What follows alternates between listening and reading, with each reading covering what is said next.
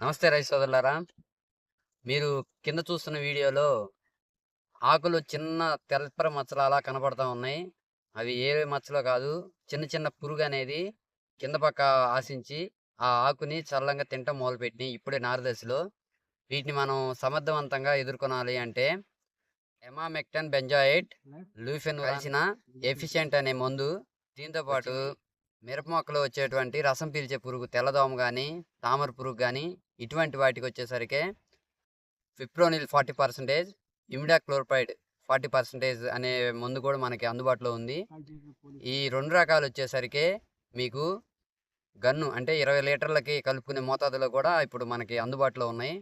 కంపల్సరీగా ఇవి తెచ్చుకొని ఒకే బకెట్‌లో కాకుండా విడివిడిగా కలుపుకొని స్ప్రే చేసుకోవడం వల్ల వీటిని మనం సమర్థవంతంగా ఎదుర్కొనొచ్చు. ఇప్పుడు గానీ వీటిని నివారించకపోతే మనకి నారు దశలోనే ముడత గానీ, బొబ్బర గానీ ఇలాంటివి వచ్చే అవకాశాలు ఎక్కువగా ఉంటాయి కాబట్టి, మనం ముందు జాగ్రత్తగా వీటిని స్ప్రే చేసుకోవడం ఎంతో మంచిది.